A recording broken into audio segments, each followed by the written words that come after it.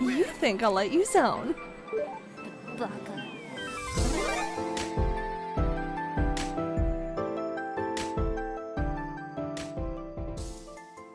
Here we are in part 5 of Back to New York, and we try to catch up with Casey Jones. How has he been faring since the Turtles left the city?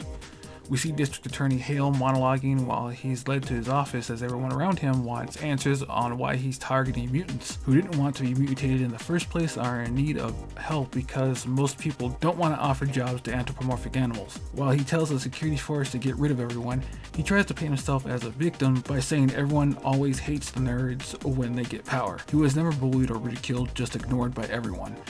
Man, this guy makes me hate him even more.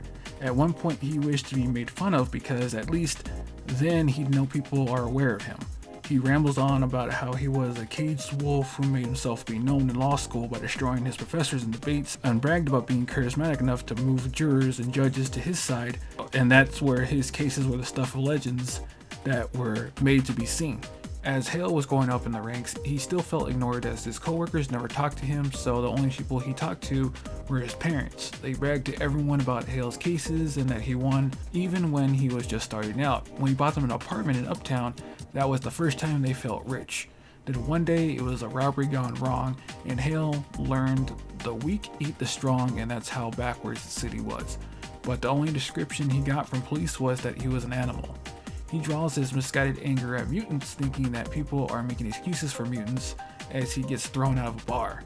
That's when Karai comes to him offering power, as Hale knows exactly who she is, and she found the killer of his parents as a gift while saying the mutant was freshly mutated and disoriented, but he scared Hale's parents and acted out in defense. Karai doesn't care what he believes in, just that she found who he was looking for. She drops the mace as he doesn't know what's going on, but then they start running towards it. Hale gets the mace and was about to bash the mutant's head in until she stops him. He thanks her, but the reality is she is going to blackmail him to be a puppet, but he argues that he won't break the law, but she just wants him to continue to be himself.